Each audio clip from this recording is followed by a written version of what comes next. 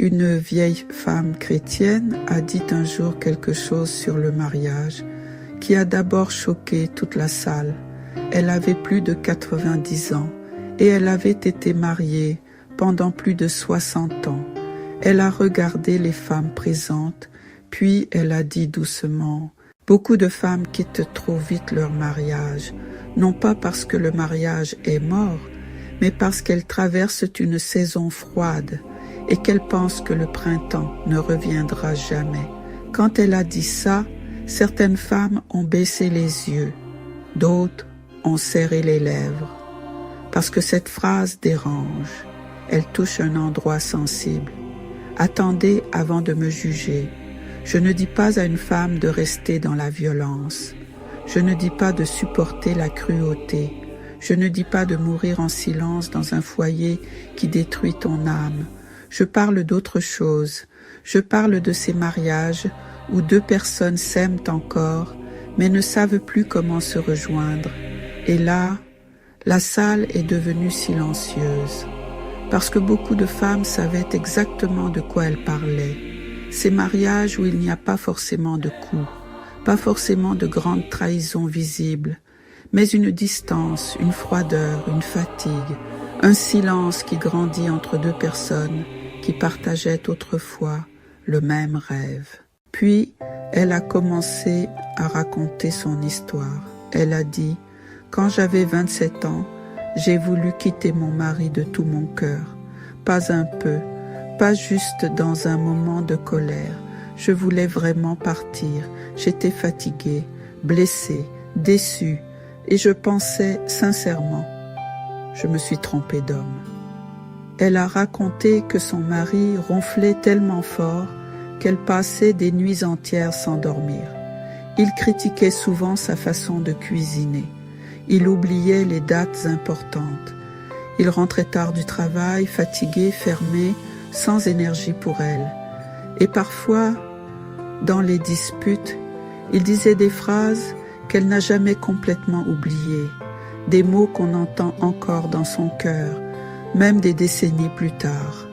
Elle disait « Il y a des paroles qui ne font pas de bruit quand elles sortent, mais qui peuvent rester dans une femme pendant 40 ans. » Et plusieurs femmes ont commencé à essuyer leurs yeux, parce qu'elles savaient ce que ça fait de sourire le dimanche, alors qu'une phrase dite le samedi soir continue de saigner à l'intérieur. La vieille dame a continué. Un jour, j'étais tellement décidée à partir que je suis allée voir quelqu'un pour demander conseil.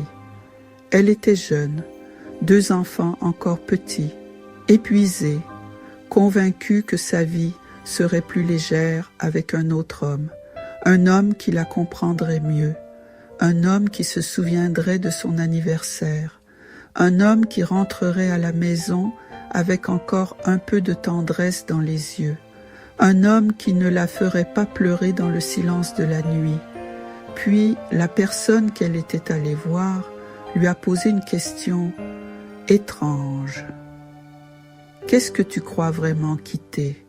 Elle a répondu « Un mariage malheureux. » Mais la personne lui a dit « Non, tu es peut-être seulement en train de quitter le premier chapitre.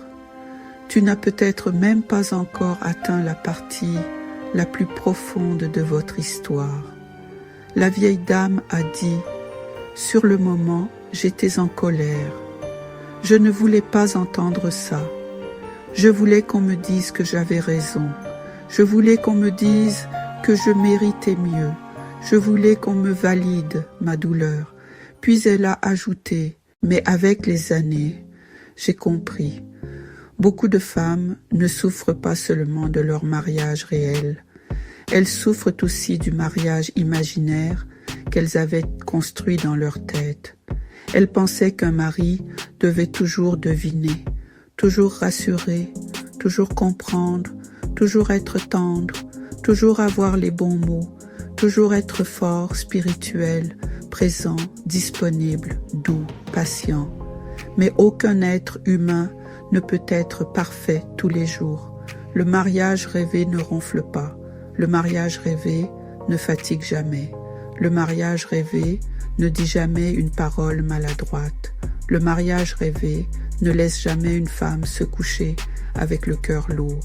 Mais le mariage réel, lui, vit dans une maison réelle, avec des factures réelles, des enfants réels, des blessures réelles, des caractères réels et des saisons réelles. Puis la vieille dame a dit: les 10 premières années de mon mariage, je ne comparais pas mon mari à lui-même. Je le comparais à l'homme imaginaire que j'avais rêvé. Et évidemment, mon mari perdait toujours, parce qu'un homme réel ne peut pas gagner contre un fantasme. À 30 ans, elle le voyait comme distant. Plus tard, elle a compris qu'il avait peur. Peur de ne pas assez gagner, peur de ne pas être un bon père, peur de ne pas réussir, peur de ne pas être à la hauteur. Elle voyait de l'absence, mais parfois c'était du sacrifice. Elle voyait du silence, mais parfois c'était de l'inquiétude qu'il ne savait pas formuler.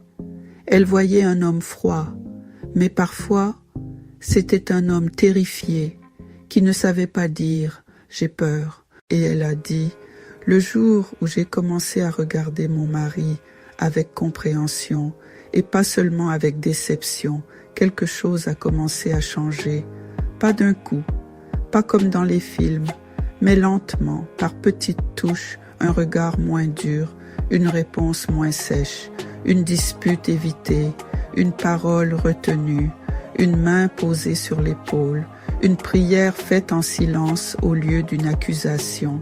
Puis elle a dit quelque chose de très fort. Le mariage a des saisons et beaucoup de couples divorcent en hiver parce qu'ils croient que le printemps ne reviendra jamais.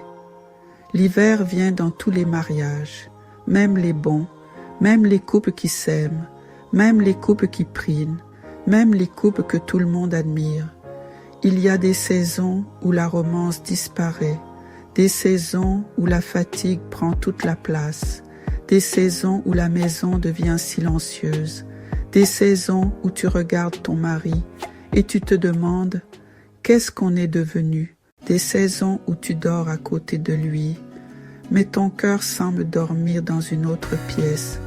Des saisons où tu n'as plus envie d'expliquer, plus envie de supplier, plus envie de recommencer la même conversation. Et dans ces saisons-là, nous pensons que c'est fini. Mais parfois, ce n'est pas fini. C'est l'hiver. Et l'hiver ne dure pas toujours, sauf si tu pars avant le printemps. Puis la vieille dame a levé la voix légèrement et elle a dit « Je répète encore, je ne parle pas des mariages destructeurs, je ne parle pas de violence, je ne parle pas d'humiliation continue, je ne parle pas d'infidélité répétée sans repentance, je ne parle pas d'addiction refusant toute aide. Il y a des situations où partir, c'est survivre. Mais je parle de ces mariages fatigués, où 2 personnes ont cessé d'arroser ce qu'elles ont construit. Puis elle a dit, l'herbe n'est pas plus verte ailleurs. L'herbe est plus verte là où on l'arrose. Et parfois, on arrête d'arroser dès que l'herbe devient sèche. On croit que tout est mort, mais une terre sèche n'est pas toujours une terre morte. Parfois, elle attend simplement de l'eau. Elle attend de la patience, elle attend du soin, elle attend qu'on cesse de la piétiner. Puis elle a raconté, à 40 ans, mon mari a commencé à devenir l'homme que je croyais avoir épousé, pas parce qu'il était devenu parfait, mais parce que j'avais appris à le voir autrement. À 50 ans, ils étaient devenus amis, pas comme au premier jour, mieux, plus profondément. Parce qu'ils avaient traversé ensemble des choses que personne d'autre ne pouvait comprendre. Ils avaient leurs souvenirs, leurs phrases, leurs regards, leurs blagues que personne ne trouvait drôles sauf eux, leur langage secret. À 60 ans, il la faisait rire comme personne. À 70 ans, quand elle est tombée malade, il était là, au rendez-vous, aux nuits sans sommeil, au silence rempli de peur. Il l'a portée. Et plus tard, quand lui-même a commencé à faiblir, c'est elle qui l'a portée. Et elle a dit, « Si j'étais partie pendant l'hiver, j'aurais raté tous mes printemps. » La salle était silencieuse. Puis elle a ajouté, « Il y a des années où je suis restée seulement parce que j'avais promis. Pas parce que je ressentais encore la même flamme, pas parce que j'étais heureuse tous les matins, pas parce que tout était beau, mais parce que j'avais pris un engagement. Et parfois, cet engagement m'a gardée assez longtemps pour que l'amour revienne. Parce que l'amour revient, pas toujours sous la même forme, mais il revient autrement, plus calme, plus profond, moins bruyant, moins passionné peut-être, mais plus solide. L'amour ressemble parfois à une marée, il se retire. Et quand il se retire, on croit que l'océan a disparu, mais l'océan est toujours là. Il faut attendre, il faut rester sur le rivage, il faut ne pas confondre le retrait de la marée avec la disparition de la mer. Puis elle a regardé les femmes présentes et elle a dit, « Si tu es aujourd'hui dans ton mariage et que tu penses partir, pose-toi cette question. Est-ce que mon mariage est réellement détruit ou est-ce que je suis simplement en hiver? Parce que ce n'est pas la même chose. Un mariage détruit peut nécessiter de partir, mais un mariage en hiver a besoin de soins, de vérité, de conversations courageuses, de pardon, de limites, de prières, d'accompagnement, et parfois d'un endroit sûr où déposer enfin ce que tu portes depuis trop longtemps. Alors si cette vidéo te parle, si tu as déjà eu l'impression d'être en hiver dans ton mariage, écris simplement en commentaire « Je suis en hiver ». Pas pour t'exposer, pas pour te juger, mais pour reconnaître enfin ce que ton cœur traverse. Parce que parfois, nommer la saison, c'est déjà commencer à ne plus mourir dedans. Et si ce message a touché quelque chose en toi, abonne-toi. Il y a encore beaucoup de sœurs qui souffrent en silence et qui ont besoin d'entendre qu'elles ne sont pas folles, qu'elles ne sont pas faibles et qu'elles ne sont pas seules. Et si tu ressens le besoin d'être écoutée, si tu as besoin de clarté, si tu ne sais plus si ton mariage est brisé ou simplement en hiver, tu peux m'écrire en privé. Parfois, une seule conversation sincère peut aider une femme à retrouver la paix avant de prendre une décision qu'elle portera toute sa vie. Abonne-toi maintenant et like cette vidéo. Ensemble, envoyons un message d'amour à une femme comme toi. Partage pour soutenir une sœur aujourd'hui. Beaucoup de femmes quittent trop vite leur mariage, non pas parce que le mariage est mort, mais parce qu'elles traversent une saison froide et qu'elles pensent que le printemps ne reviendra jamais.